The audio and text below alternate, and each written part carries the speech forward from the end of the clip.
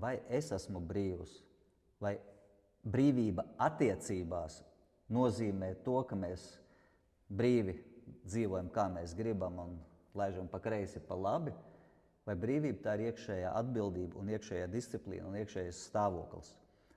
Tāda ir šodienas tēma. Sveiciens visiem Apziņas Espresso podkāstā. Studijā esmu es Edgars. Un es Inga. Brīvība tā noteikti nav anarhija. Brīvība ir par to, ka man ir iekšēja kārtība, kas neļauj ārējām apstākļiem sagraut mani, sagraut manu dzīvi, manu būtību, mani kā cilvēku. Mums šī raidījumā ienāca prātā ar Ingu paspriest un salīdzināt brīvību, cilvēka iekšējo brīvību un valsts brīvību. Un mēs atradām ārkārtīgi interesantas paralēles, ar kurām gribam padalīties. Ja mēs skatāmies uz valsti, tad valstī ir parlaments, kas izdod likumus. Kas būtu analogs cilvēkam runāt par viņa brīvību? Jo valstī, lai viņa nodrošinātu savu brīvību, viņai jābūt noteiktām tādām institūcijām vai noteiktiem procesiem, un viens no tiem ir parlaments, Latvijā ir Saeima, kas izdod likumus. Kas tas būtu cilvēkam? Manuprāt, tā ir mana iekšējā kārtība. Man pašai taču ir kaut kāda noteikta iekšēja kārtība, kā es redzu lietas, kā es uz viņām raugos, kas ir tas, kā es raugos uz lietām. Noteikta mana iekšēja kārtība, kura attiecīgi tad atspoguļosies arī tajā, kā es pieņemšu lēmumus, kā es risināšu situācijas, kā es analizēšu kādu situāciju, kur ir notikusi manā dzīvē. Tātad man ir noteikta sava kārtība. Manuprāt, valstī, lai viņu tiktu uzskatītu par brīvu, ir jābūt savai vadībai. Tātad prezidentam, premjeram, jeb karalim, jeb kādam vadītājam. Kas tas būtu cilvēka brīvības gadījumā? Kā tev šķiet, manuprāt, pats cilvēks arī ir savas brīvības noteicējs, vai arī pats sevi iesprosto iekšēji. Un es pati varu kļūt savas brīvības noteicēji tikai tajā brīdī, ja es iekšēji jūtos brīva no visām savām negācijām, emocijām, kuras ņem pārvaldību pār mani, pār manu būtību, kuras nosaka, kā man tajā brīdī reaģēt vai justies. Bet patiesībā tajā brīdī, tad, kad es sevi izzinu, kad es sevi pazīstu, kad es sevi ieklausos, tajā brīdī es kļūstu iekšēji brīva, un tas arī tajā brīdī es arī kļūstu kā tāds šis pārvaldnieks, jeb valdnieks, jeb tas, kas uzņemās atbildību par jebkuru situāciju savā dzīvē. Nākamais aspekts, lai valsts būtu brīva, viņai nepieciešama sava armija, savi drošības spēki, sava robežu sardze un jebkuras spēka struktūras. Kas tas būtu cilvēka gadījumā? Tu jau arī minēji. Tās ir mūsu iekšējās robežas. Tas ir gan par emocionālo inteliģenciju, gan tā pati somatika, tas viss to ietver, bet tas ir tieši tas, cik es esmu iekšēji izglītota, kā es nolieku robežas. Robežas pati savas attiecībā pret citiem un kā citi uztver mani. Jo tad, ja man pašai nav nekādu robežu, tad tieši tāpat arī pret mani attieksies citi cilvēki. Tās ir tās manas robežas. Tad pēc tiesību teorijas katrai valstī, lai viņa tiktu uzskatīta par neatkarīgu brīvu valsti, ir jābūt savai tiesu varai. Kā tas būtu cilvēka gadījumā attiecībā uz viņa brīvību? Paskaidro vēl vairāk stāstījās. Tiesu vara, respektīvi, ka tiesa izspriež, kuram ir taisnība strīdā, kuram nav. Tātad ir kaut kāds strīds starp personām un vajadzīgs kāds valstī, kurš pasaka, tev ir taisnība un tev nav taisnība. Tad tādā gadījumā tas ir stāsts par vērtībām. Jo, skaties, iedomājies, kāds nosaka, ka tev ir taisnība. Nu, kas tad ir tas pamats? Un ja tas pamats ir stabils, ja ir stabilā šo vērtību sistēma pašam iekšēji, jo vieglāk ir uz viņām balstīties un pieņemt adekvātus lēmumus savā dzīvē. Tātad tas stāsts par vērtībām. Brīvība mums jau faktiski ir ielikta evolūcijas gaitā. Mums ir tāda saucamā brīvības programma. Tas ir kaut vai paņem bērnībā. Atceries tādu situāciju, tu ieliec vabolu kastītē un klausies, un viņi tur skribinās. Ja? Tā ir brīvības programma, viņi grib tikt ārā. Tātad tas mums jau ir ģenētiski ielikts, ka mums brīvība ir ārkārtīgi svarīga lieta. Un par brīvību mēs varam runāt divos aspektos. Pirmais, tā ir mūsu ārējā brīvība, otrs ir iekšējā brīvība. Ja mēs runājam par iekšējo brīvību, kas bez šaubām visciešākā mērā ietekmē ārējo brīvību, mēs sākam ar to, ka mums ir jāsaprot, no kurienes šī iekšējā brīvība vai tās traucējumi mums veidojas, no kurienes viņi rodas mums. Un principā ir tā, ka mēs visi gribētu, ka mēs piedzimstam kā tīra, balta lapa, un mēs sākam veidot jaunu, skaistu dzīvi sev. Bet, diemžēl, tas tā nesanāk, jo mums nāk pa ķēdīti vesela ģenētiskā virkne ar visādiem DNS noteikumiem, kuri mums diktē, vai mēs būsim bailīgi, vai mēs būsim drosmīgi, vai mēs rīkosimies šādi vai tādi konkrētās situācijās, un cik spēcīga mūsu, teiksim, brīvības tieksme būs un viss pārējais. Kaut vai tāda lieta, kā mēs attieksimies pret risku. Ja? Mums ir tāda lieta kā adrenalīns un noradrenalīns. Vieniem cilvēkiem tas izraisa patīkamas sajūtas, citiem nepatīkamas sajūtas. Tam, kuram ir nepatīkamas sajūtas, viņš mazāk ies uz risku, viņš mazāk cīnīsies par savu brīvību. Tam, kuram tas izraisa lielu un patīkamu tādu baudas sajūtu, viņš būs daudz vairāk vērsts uz cīnīšanos par savu brīvību un uz riska iziešanu. No kurienes mums rodas ierobežojumi? Ierobežojumi mums ir gan ģenētiskie, gan jau arī vecāku, no pašas mūsu bērnības kaut kādi ieliktie kompleksi, programmas. Viņi sēž dziļi mūsu zemapziņā. Un ja mums bērnībā vecāki ir bijuši atbalstoši, mīloši, viņi bērnā ieliek tādu tā kā komforta, miera, drošības sajūtu, un bērnam tā brīvība, viņa veidojas dabiski, viņa nav nospiesta no visām pusēm, kur tik paskaties. Viņš iekšēji jūtās brīvs, komfortabli, nepiespiests. Savukārt, ja viņš ir audzināts uz vainas sajūtas, tur kārtējo reizi tu neesi nomazgājis traukus, vai kāpēc tev tur ir divnieks skolā, vai kāpēc tu atkal tur kārtējo reizi tur nepalīdzi, vai dari kaut ko to, vai nedari šito, tur slikts bērns aptuveni.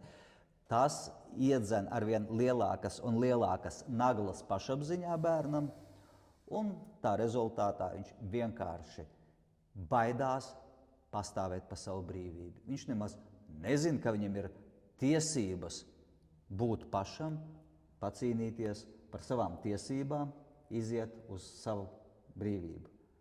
Ko mēs, Inga, kādu sadzīvisku piemēru varam iedot šeit? Tu zini, es atceros ļoti spilgti, kā tu man stāstīji par savu, starp citu, bērnību. Tīņa gadi varētu būt, kad tu biji tāds suns Brencis. Ar tādu sajūsmu, ar tādu, es teiktu, garšu tu man stāstīji par viņu, cik viņš bija brīvību mīlošs. Atceries? Jā, tas bija fenomenāls suns, tas ir kaut kas apbrīnojams. Jā, viņam bija ielikta tik izteikta, sunim gan jau ka ģenētiski bija ielikta tik dzīva un tik izteikta brīvības sajūta, viņu nebija iespējams nekur iesprostot. Viņš izlauzās no visiem šķūņiem vai pagrebiem, kur viņi iespundēja.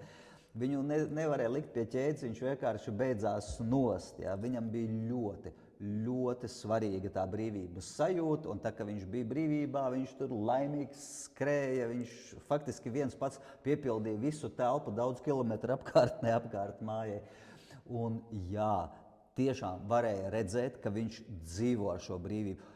Es pat būdams cilvēks savā tīņa jau pietiekami apzinātā vecumā, es pat tā kā apskaudu to suni, es mācījos no viņa, kā var būt tāda brīvība, tāda pārliecība, ka tu visu dari tā, ka tas ir tavai dzīvei, tavai brīvībai. Jā, tas ir labs piemērs, ko tu atgādināji.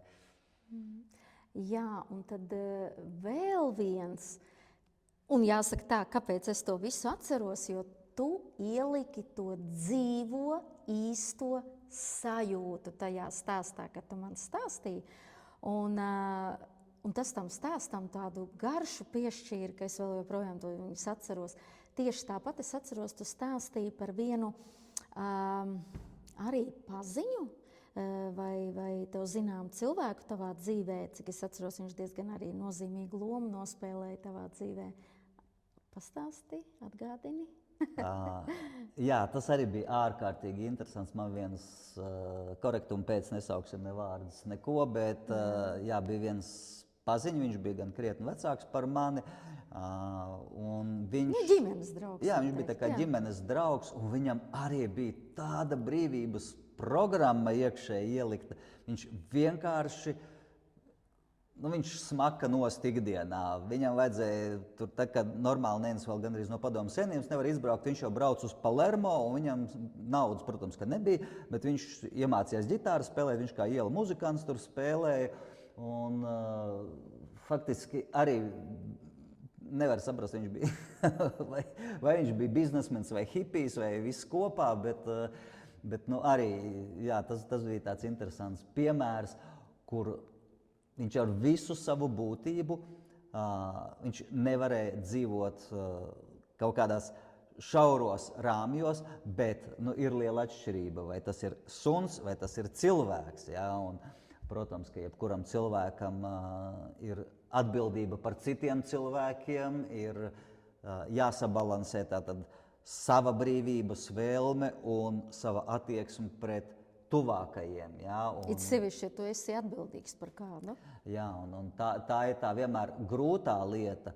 Tas ir tāpat kā arī māksliniekiem, ka viņiem tā iekšējā brīvības balss, kura viņam tieši palīdz radīt, ka viņš glezno, tur nevar saspiest savā būtībā kaut ko ģeniāli uzgleznot. Visi ģeniāli mākslinieki, lai arī bieži ar putniem galvā, bet viņi ar milzīgu brīvības devu ir. Ja, un tad, ja viņu tā brīvība tiek iegrožota, viņi vienkārši iznīks.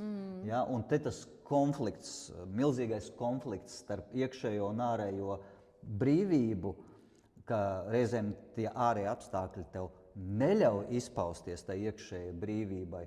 Un tad ir jautājums, kā tevi izdzīvot šādā situācijā. Un otrs jautājums, cik ir spēcīga tava iekšējā brīvība, ja tie ārēji apstākļi tev spiež nost un tu nespēji realizēt savu iekšējo brīvību. Jo faktiski caur iekšējo brīvību tā kā vajadzētu sev izveidot ārējo brīvību.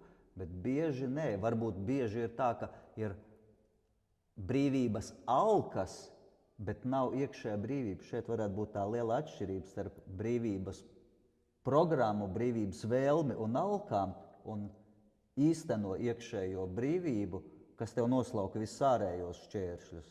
Kā domā? Jā, tu domā tas par to starpību starp vēlēties un darīt? Jā, es tieši par to saku, jā, ka ir stipra vēlme pēc ārējas brīvības, bet nav iekšējās kvalitātes, lai tu varētu realizēt to iekšējo brīvību. Un, ja pieņemsim, es ņēmu savu piemēru, jā, man arī brīvība ir supersvarīga. Man ir ļoti svarīga mana brīvība, gan ārējā, gan iekšējā, bet tanīs aspektos, kur man ir ieliktas kaut kādas programmas, vai esmu pats viņas ielicis, vai viņas man ir ģenētiski atnākušas, kuras man tā kā spiež nost un neļauj brīvi uz lietām paskatīties, kaut kāda situācija, nezinu, kāds man aizrāda kaut ko, kas man nepatīk, jo tas man notrigerē kaut ko no manas pagātnes, ja, no iepriekšējiem notikumiem, un es tai vietā, lai vienkārši pasmietos vai pat noignorēt to situāciju, es uzmetu lūpu, es apvainojos, kā viņš šitā pateica vai viņa, ja, ka man aizvainoja.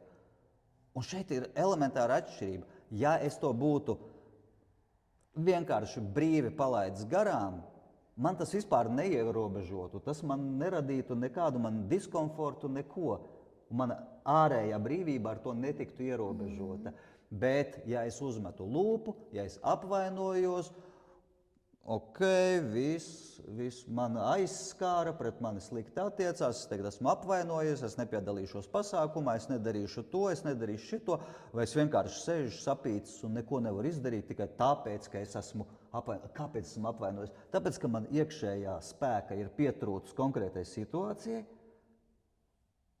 un man nav šī aspektā iekšējās brīvības, un tas man ierobežo ārējo brīvību. Nu, redzi, iekšējā brīvība, tā klausoties, gribas piebilst, ka iekšējā brīvība jau neradīsies no tā, ja tu kaut kādā brīdī tev pietiks spēka, kā tu saki, pasmieties vai noignorēt. Tas jau arī nebūs risinājums. Tas būs nākamais aiz tā, ka reaģēt. Īstenais jau būs tad, kad tu brīvi varēsi jebkuru situāciju pieņemt.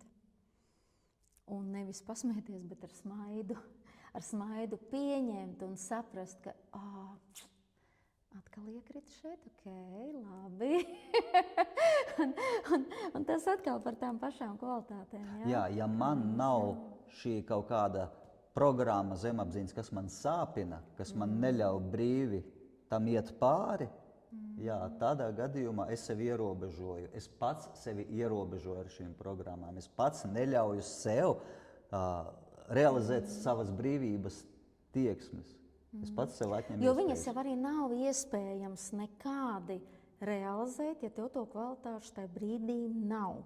Un tas jau ir tas stāsts, ka audzēt to savu iekšējo muskuli. Vispirms ir apzināties, kāds ir tas stāvoklis, pēc tam atzīt, ka te ir ok, te nav ok, ar šito ir vēl jāstrādā, un turpināt ceļu un iet. Un tas ir tas, ka tu ej, pilnveidojies un dari lietas, ja? Kamēr tas muskulis tev uzaug un tu saproti, ka ok, uz to norēģē labi, tā tad... jā. Okay, bet tas jau nav tikai tev, tas, protams, savu piemēru, bet man jau arī dzīvē itin bieži ir tādas situācijas gan bijušas, gan kaut kur, kur vēl joprojām pie kā strādāju, kur un labi, ja viņas ir apzinātas, ja, ka es zinu, ka uz šito es varu sāsināt, reaģēt, ja. Aha.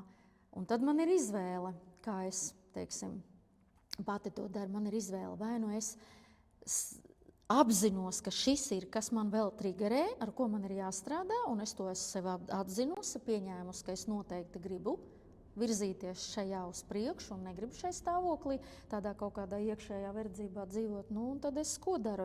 Viens variants ir, ka es sev tā kā pasaku,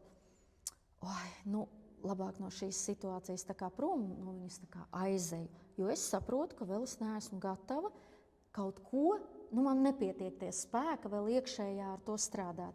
Nākamais jau ir, tad, kad man tas muskulis sāk drusku jau tā kā uzaug, tad jau es varu tai situācijā jau mierīgāk norieģēt, bet tas nenozīmē, ka tā situācija ir atrisināta. Man vēl joprojām tas triggerē. Tātad man ar to ir jāstrādā. Un tad nākamais ir tas, ka es jau sajūtu to garšu, kā ir, kad es esmu tā kā pārvarējusi un sajūtus, ka bet te man sanāca, te es noķēru sevi, ka te man gribas kaut kā asi noreaģēt, te es tā, apzinos, ka jau savādāk jau sāku reaģēt, es noķērus, pirms es to esmu izdarījusi, ja? Un tas nozīmē, Riku, man sanāca, tā ir mazā uzvara, bet viņa man sanāca tajā brīdī, tā mazā uzvara. Un to garšu sajūtot, nākamais man jau gribas iet tādā situācijā un ne no viņas bēgt, ne viņā būt kā tādam, labi, izturēšu šo situāciju, bet jau reāli iet viņā un kaut ko ar to visu darīt. Bet tas ir ceļš, kamēr tu līdz tam nonāc, ir viena lieta, kurā tu to vari izdarīt, ir kurā tu zini, ka vēl triggerē. Ja? Bet skaties, šis ir tieši tas brīdis, kur ļoti daudzi, kuri tā kā sāk darboties ar apzinātību, kuri sāk trenēties, kuri strādā ar savām programmām, vai vienalga kā ir nolēmuši uzlabot savas dzīves kvalitāti. Un jā, viņi sāk tā kā izvērtēt, un vienreiz viņiem sanāk, vai arī nepārāk labi sākumā, pēc tam otrais sanāk, un liekas, jā, es noķēru to garšu. Precīzi tas piemērs, ko tu stāsti. Un tad kaut kādā brīdī viņam situācija atgriežas, tad, kad viņam nav resursa, viņam nav spēka, un viņš tiek atmests atpakaļ par, nezinu, tā it kā viņš nekad dzīvē nebūtu neko par to zinājis. Ja? Un tā ir tā grūtā lieta, kā pārvarēt šo pirmo barjeru ceļā uz šo iekšējo brīvību, uz šo atbrīvošanos no tām programmām, ka tu no vienas puses, jā, tu tā kā apzinies, bet tad atnāk kaut kāds triggers, kurš tev vienkārši, viņš vienkārši tev atmet atpakaļ. Un kā saglabāt to pacietību, to spēku, lai tu vari ar vienu atgriezties, un, kā tu saki, tikt līdz tai sajūtai, ka tev katreiz ir tā garša sajūta, ka es uz šo esmu spējis noreaģēt. Tā ir tā grūtākā daļa. Tu zini, es arī par šo gan domāju, gan arī tīri sadzīviski ar to gan dažādās dzīves situācijās un praksēs saskāros savās ikdienišķajās dzīves. Un jā, viss trakākais ir tad, kad tev dzīves situācijas pārķer tajā brīdī, kad tev tā resursa nav. Ja? Bet kur tad viņu ņemt, tad ir tas jautājums. Un te ir tas stāsts, kā es vienmēr saku, praktizēt, ja? Ka tad, kad ir tā labais apziņas stāvoklis, ja? Ir tas resurss, kaut vai tu vienkārši ļoti labi jūties un tev ir noskaņojums un tā tālāk, ja? Vienkārši tā kā krātuvītē krāj tās sajūtas, krāj to, ka tev sanāk, ka tu to vari ikdienišķās lietās, kaut vai es nezinu, kaut kādās ikdienišķās, man tās prakses ir dažādas, bet te pašā laikā tur, kur ir kaut kas ikdienišķi sanācis, to es tā kā paņemu un katreiz krāju tai brīdī, un tāpēc ir šis stāsts nepārtraukt nevienu dienu, nevienu brīdi, nepārtraukt, neapstāties. Liekas, ko man tagad praktizēt? Man viss šobrīd ir labi, viss sanāk, es labi jūtos. Bet tad, kad tu nejutīsies, kur tu to paņemsi to spēku?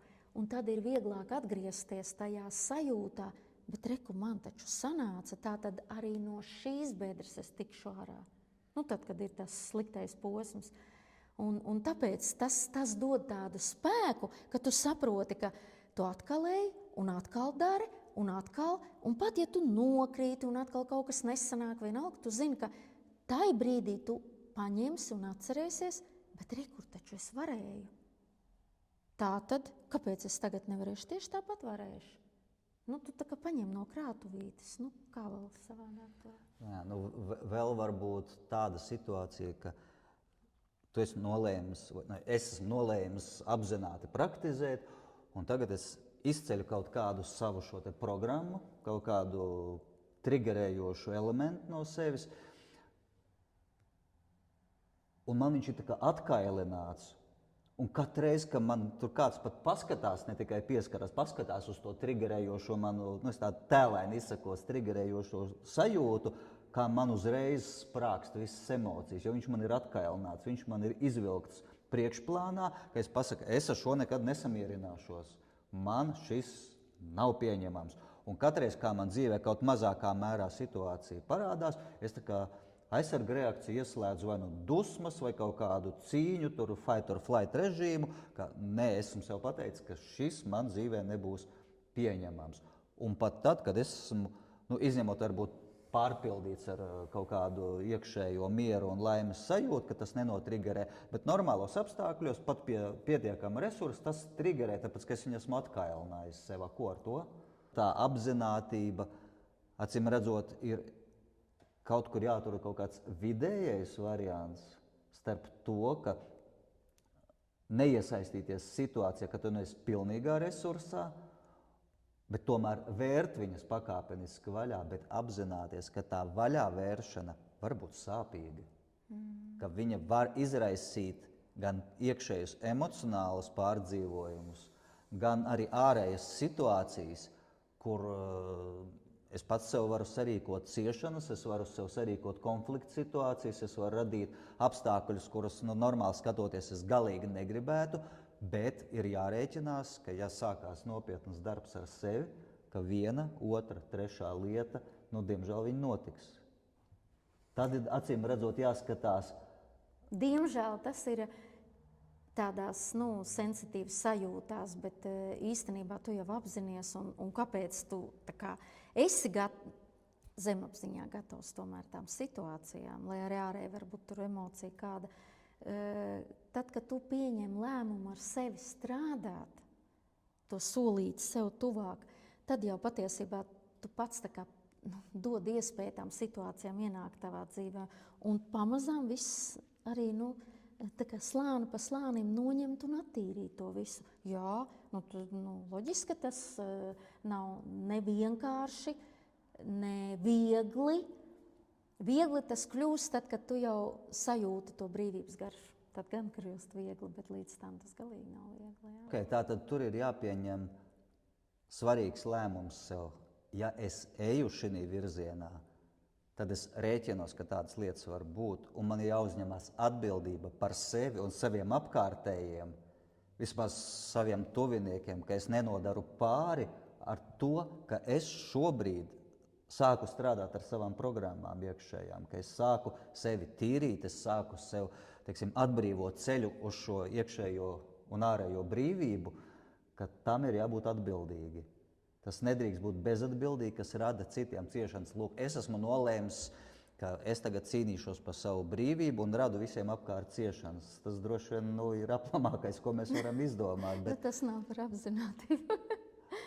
Tas ir par atbildību. Tas ir par atbildību. Apzinātība tas ir vispārēja lieta, kas ir visur. Ja? Atbildība ir tā. Es pat varu apzināties, bet es eju uz brīvību, es apzināti tagad slaucīšu visu sev pa ceļam nost. Nē, tā mēs nevaram. Tad, jo mēs sāpinām citus, mēs skaidri zinām, sāpinot citus, mēs finālā sāpinām sevi. Ja? Un droši vien tas nav tas, ko mēs gribam savā ceļā uz brīvību. Kopsavilkot, brīvība ir gan ārēja, gan iekšēja.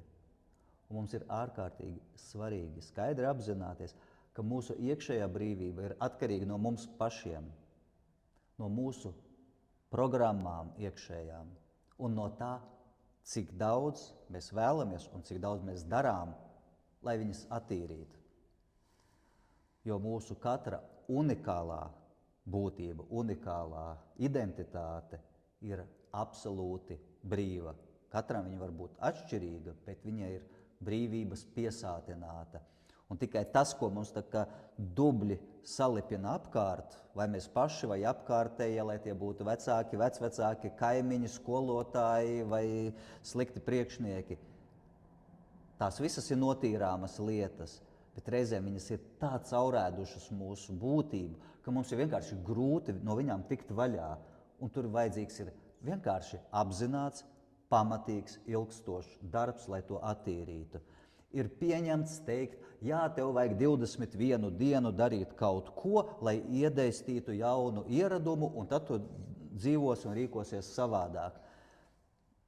Teorijā tā ir tiesa, bet praksē tā situācija ir tāda, ka viss ir atkarīgs no tā, cik dziļi tevī sēž attiecīgā programma. Un, lai to izmēstu, reizēm tev pietiek ar 21 dienu, reizēm tev vajag 21 nedēļu vai mēnesi, reizēm tev vajag 21 gadu vai pat visu dzīvi. Bet pie brīvības tiek tikai tie, kas uz viņu iet. Un ja es gribu sasniegt savu brīvības noteiktu pakāpi, kā es to iztēlojos, iekšējo, ārējo, tad es rēķinos ar nopietnu, pietiekami intensīvu darbu, kurš būs pilns ar neveiksmēm, ar kļūdām, ar pārdzīvojumiem, bet ja mans mērķis ir sasniegt šo brīvību, es neatmetīšu šo cerību, es iešu uz priekšu un darīšu un kritīšu un atkal celšos un atkal darīšu. Jā. Un tad, ja es tomēr izvēlos un saku, nē, to es nezinu, to es nepazīstu, to es nesaprotu to ceļu, man ir labi tā, kā man ir. Un kāpēc gan ne? Es izvēlos būt tur, kur es esmu. Bet tad ir jautājums, vai es tad neciešu? Vai es tajā brīdī, tad, kad es izvēlos būt komfortā, tur, kur es esmu šobrīd, peldot pa savu netikumu peļķītē, vai tiešām es esmu brīvs? Jā, jo tieši visas tās mūsu programmas arī rada mūsu ciešanas. Un mūsu brīvība ir faktiski brīvība no ciešanām, jo brīvība tā ir mana uztvere, mana izpratne, kā es saprotu, kas ir mana brīvība. Mana brīvība ir tad, kad man nevar sagraust vai paverdzināt neviena no manām negatīvajām emocijām, no manām sāpēm, bailēm un tam līdzīgi. Un jo vairāk esmu viņu paverdzināts, jo vairāk esmu ciešanās. Un ja kādam ciešanas ir atbrīvošanās no problēmām, tas, ko tu minēji, ja, tad tur ir maz cerība tikt līdz brīvībai. Bet idejiski tā ir. Ciešanas ir nevis tās grūtības, lai tiktu līdz brīvībai. Ciešanas ir tas, kas mums neļauj justies brīvam. Un cik viegli ir justies tādu cilvēku klātbūtnē, kuri ir brīvi, kuri ir patiesi brīvi, kā tu minēji, no tiem visiem iekšējiem mēsliem. Sauksim, kā tas arī ir. Un tad, kad tāds cilvēks ir tavā sabiedrībā, tu zini, pārņem tādu iekšēju sajūtu, ka tik ļoti pašam gribas arī kļūt tīrākam. Jā, tā ir tā unikālā sajūta un tāda unikālā izpausme. Tā ir arī, var teikt, tā super veiksme. Tur paldies jebkādiem augstākiem spēkiem, kas mums devusi tādu iespēju satikt tādus cilvēkus, kuros ir tā patiesā iekšējā, tā dziļā brīvības sajūta, kurā nevis iztēlota ārēja brīvības sajūta, bet tieši tā iekšējā brīvības, milzīgais spēks un tīrība, ka viņa klātbūtnē tu vienkārši tādu sajūtu, ka tās visas netīrās programmas kaut kur pazūd, viņas nav, jā, visu gadu pēc tam pamostās, bet viņa klātbūtnē tu vienkārši jūties tikpat brīvs un atvērts, atbrīvots. Jā, un tā garša paliek. Un tas atkal ir tā krātuvīte, kur tu pasmelies un saproti, kā gribās, lai arī manā klātbūtnē kāds, manā, tavā, mūsu klātbūtnē justos tieši tāpat. Vai ne? Nu ko? Ar to mēs šodien arī varam noslēgt un novēlam, lai mums ir iespēja pēc iespējas biežāk būt tādu cilvēku klātbūtnē, kuros ir šī milzīgā iekšējā brīvība, šis iekšējais spēks. Un tīrība. Un tas cilvēks, ar kuru mēs visvairāk pavadām laiku kopā 24/7, esam mēs paši. Tātad, lai mēs paši kļūstam par šādiem cilvēkiem. Lai mums izdodas. Labi, paldies uz tikšanos nākamajos podkāstos. Čau!